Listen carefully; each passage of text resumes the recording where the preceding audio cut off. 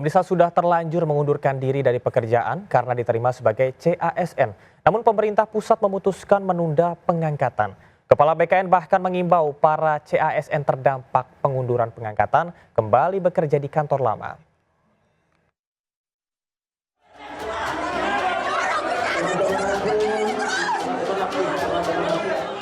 Masa CPNS dan P3K menerobos masuk dan mengamuk di kantor DPRD Provinsi Sulawesi Tenggara. Masa meminta Ketua DPRD Sulawesi Tenggara Laode Tariala keluar dan memberikan kepastian nasib mereka. Ratusan CPNS dan P3K ini histeris atas ketidakpastian nasib mereka akibat penundaan pengangkatan menjadi 1 Oktober 2025 dan P3K pada 1 Maret 2026. Mereka akan bersurat ke Presiden meminta kepastian. Banyak dari mereka yang sudah menjadi pengangguran dan sudah mengundurkan diri dari pekerjaan karena diterima CPNS, sementara yang sudah bekerja tidak digaji. Kami juga tidak tahu kenapa apa yang harus kami lakukan. Sebenarnya kan ini mestinya pemerintah sudah harus berpikir kenapa ditunda selama itu. Bagaimana kalau kami yang berada di instansi pemerintahan itu sendiri, apa yang harus kami lakukan? Mau bekerja juga tidak digajikan, mau tidak bekerja juga kami bingung harus regulasinya seperti apa. Kepala BKN Zudan Arif mengusulkan kemungkinan calon ASN yang terdampak pengunduran jadwal pengangkatan dapat dipekerjakan kembali di perusahaan lamanya. Saat nanti mengundang para calon ASN-nya, instansi ini kemudian mendata, kemudian menghubungi tempat pekerjanya yang lama agar bisa mempekerjakan kembali, atau biar kami dari BKN atau Menpan yang menghubungi, misalnya mengkomunikasikan dengan Kementerian BUMN bila yang bersangkutan bekerja di BUMN. Penyesuaian jadwal pengangkatan CASN dan P3K dilakukan setelah banyaknya instansi yang mengajukan permohonan penundaan. Dari Kendari, Sulawesi Tenggara, Mukhtarudin, iNews melaporkan. 3 gerbong kereta yang terparkir di stasiun Tugu, Yogyakarta terbakar pagi tadi, diduga akibat korsleting listrik. Sementara di Jakarta, proyek LRT di Rawamangun terbakar, dipicu percikan dari mesin las listrik.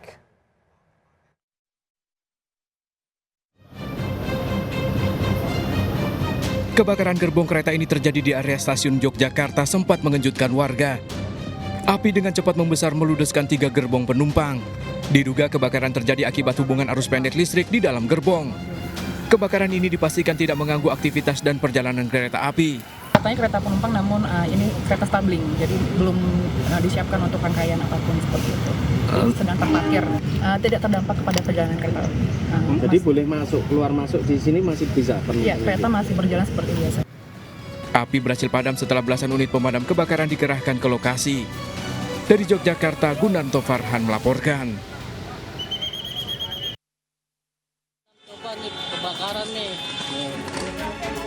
Kebakaran ini terjadi di ruas Jalan Pemuda Rawamangun, Jakarta Timur, Selasa malam di salah satu titik proyek LRT. Diduga api berawal dari percikan api saat pengelasan yang jatuh dan membakar 3 drum besar berisi solar. Api dengan cepat membesar, menutup ruas jalan dan membuat pengendara tak berani melintas. 55 unit pemadam kebakaran dikerahkan ke lokasi. Proses pemadaman dilakukan menggunakan cairan khusus. Karena adanya penumpukan solar di bawah proyek LRT sendiri itu yang menampung 2 dirijen dengan muatan kurang lebih 500 liter. Di mana ada percikan listrik yang terjadi menyambar daripada penumpukan solar itu. Tak ada korban dalam kejadian ini, petugas langsung melakukan olah tempat kejadian perkara menyelidiki penyebab kebakaran. Dari Jakarta, Rio Manik melaporkan. Kita ke informasi praktik kecurangan minyak kita. Bareskrim Polri menggerebek gudang pengemasan minyak kita palsu di Depok, Jawa Barat. Pemilik pabrik menjadi tersangka. Bareskrim Polri menggerebek gudang minyak kita palsu di Cilodong, Depok, Jawa Barat. Bahan baku minyak kita berupa minyak goreng curah yang dibeli di Bekasi seharga Rp18.100 per kilogram. Saat diukur, baik kemasan botol maupun pouch 1 liter, ternyata hanya berisi 800 hingga 920 ml. Polisi menyita alat-alat produksi. Pemilik serta pengelola gudang ditetapkan sebagai tersangka dan terancam 6 tahun penjara.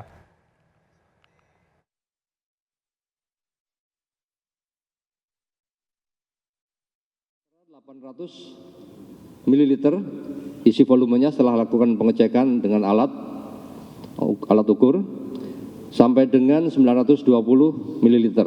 Tersangka menjalankan usaha tersebut sejak Februari 2025 dengan kapasitas produksi usaha 400 sampai 800 karton sehari. Pemirsa, praktik kecurangan minyak kita, rakyat menjadi korban. Tidak hanya isi takaran yang dikurangi, minyak kita juga dikemas dari minyak curah. Bareskrim Polri melakukan sidak di 2 gudang minyak kita di Tangerang, Banten dan Cakung, Jakarta Utara. Kita akan langsung melihat ke lokasi gudang di Cakung, Jakarta Utara. Pemirsa, inilah situasi dan kondisi terkini berkaitan dengan sidak dan juga penggerebekan di 2 gudang minyak kita yang ada di Tangerang, Banten serta Cakung, Jakarta Utara. Isu ini mencuat di 1 minggu terakhir di mana masyarakat dibohongi minyak kita yang seharusnya 1 liter ini diisi 750 sampai dengan 800 ml saja. Sebelumnya sidak distributor yang dilakukan nantinya pihak kepolisian akan melakukan dan juga memberikan keterangan kepada awak media di mana sebelumnya sudah terdapat tersangka yang telah ditetapkan.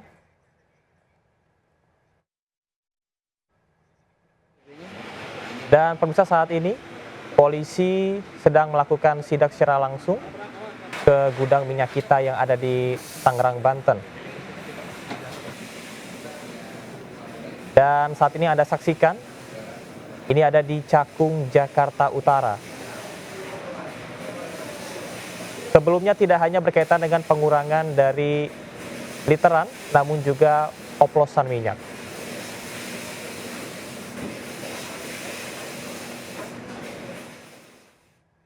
Pemirsa, PT MNC Asia Holding Tbk atau MNC Group merespon gugatan yang dilayangkan PT Citra Marga Nusapala Persada Tbk CMNP terkait dengan transaksi surat berharga yang diterbitkan PT Bank Unibank Tbk 12 Mei 1999 silam. MNC Group melalui kuasa hukumnya Hotman Paris Hutapea menegaskan pihaknya hanya berperan di awal sebagai arranger atau perantara dalam transaksi tersebut, sehingga sejak terjadinya transaksi, perusahaan tidak lagi memiliki keterlibatan.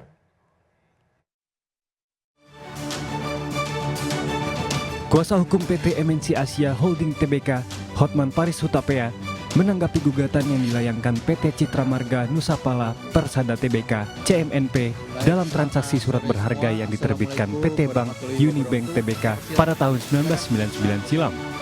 Dalam keterangan, pengacara kondang ini menegaskan PT Bakti Investama Tbk yang sekarang bernama PT MNC Asia Holding Tbk hanya bertindak sebatas broker atau perantara dalam transaksi yang melibatkan CMNP dengan Unibank pada 12 Mei 1999.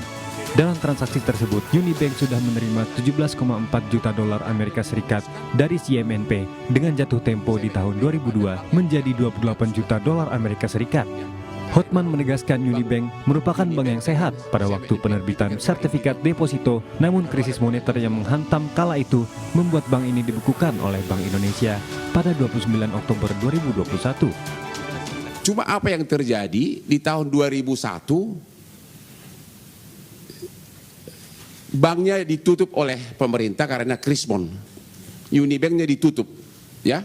Karena Unibanknya ditutup, tentu CMNP tidak bisa mencairkan dia punya sertifikat deposito tadi yang senilai 28 juta dolar. Intinya sekali lagi, Unibank sudah terima uang, bukan Haritano yang terima uang, bukan apa tuh yang namanya sebelumnya, bukan Bakti Investama yang terima uang.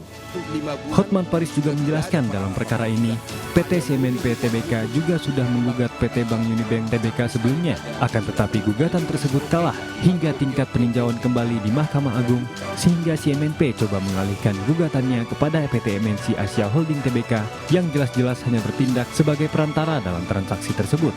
Tim Liputan iNews melaporkan. Pemirsa, tidak hanya minyak kita yang dioplos, sindikat pengoplos LPG 3 kg kembali terbongkar.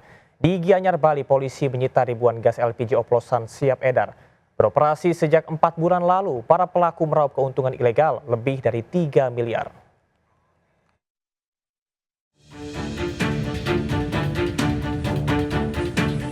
Ratusan tabung gas LPG 3 kg, 12 kg, dan 50 kg ini disita dari sebuah gudang di Desa Singapadu Tengah, Kecamatan Sukawati, Gianyar, Bali.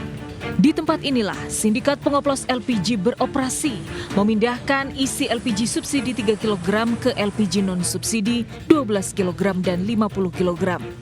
4 bulan beroperasi, pelaku meraup keuntungan 3 miliar lebih atau senilai 650 juta rupiah per bulan. Mereka melaksanakan kegiatan ini lebih kurang 4 bulan dengan penjualan sekitar 100 tabung LPG 12 kilo dan 30 kilo. Usai penggerebekan, Bares Krim Polri menetapkan 4 tersangka, mulai dari pemilik gudang, pengoplos, hingga sopir truk. Pelaku diancam pidana 6 tahun dan denda maksimal 60 miliar rupiah. Selain merugikan negara, praktik pengoplosan LPG jelas membahayakan masyarakat lantaran proses pengisian tidak sesuai standar. Dari Gianyar, Bali, Indira Apri, iNews melaporkan. Pemirsa, di tengah efisiensi anggaran yang gencar dilakukan pemerintah, Gubernur Jawa Barat Deddy Mulyadi meminta Pemkot Depok segera menghapus anggaran pembelian papan tulis interaktif senilai 30 miliar rupiah. Anggaran tersebut harus diganti untuk peningkatan sarana prasarana sekolah. Pemirsa, pengadaan 125 papan tulis interaktif untuk sekolah dasar dan 21 unit untuk SMP. Pengadaan papan tulis dianggarkan di APBD dengan total 31,4 miliar rupiah. Penghapusan anggaran tersebut alokasinya akan diubah untuk penyediaan ruang kelas dan pembelian tanah untuk bangunan sekolah baru. Wali Kota Depok akan mengevaluasi serta akan menghilangkan anggaran tersebut jika dinilai kurang bermanfaat.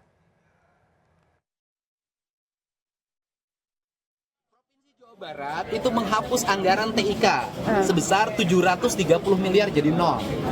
Dan kemudian alokasinya dirubah menjadi alokasi penyediaan ruang kelas, pembelian tanah untuk bangunan sekolah baru. Nah, saya harapkan pemerintah Kota Depok juga menghapus papan tulis interaktif itu diganti dengan peningkatan kualitas sekolah, sarana dan prasarana. Pemirsa, untuk pertama kalinya tahun ini, para ojek online dan kurir online akan mendapatkan THR. Meski demikian, besarannya tidak full senilai 1 bulan pendapatan dan tentu ada syarat khusus yang harus dipenuhi para pengemudi. Apa saja syaratnya? Berikut informasinya untuk Anda.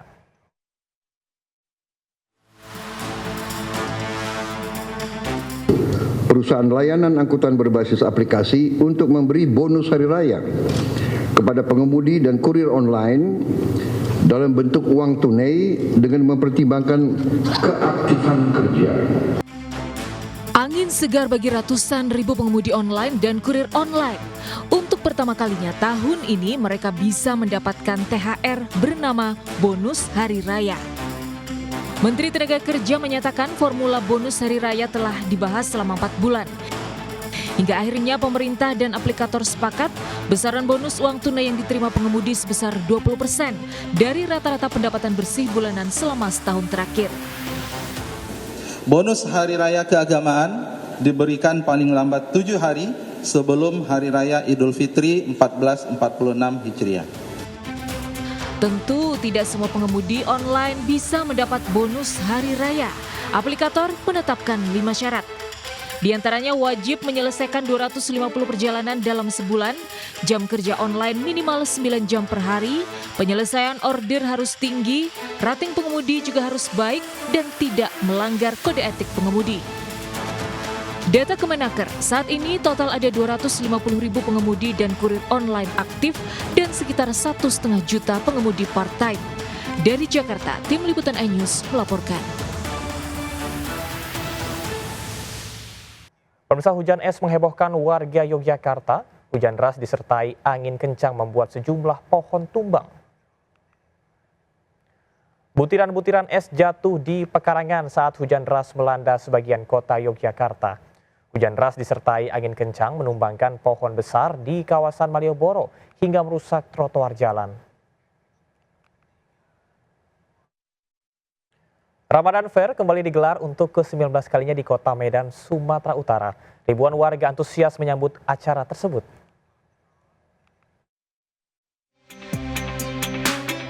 Wali Kota Medan Riko Waas didampingi Wakil Wali Kota Medan Zakiuddin Harahap resmi membuka Ramadan Fair ke-19 yang berlangsung hingga 27 Maret mendatang.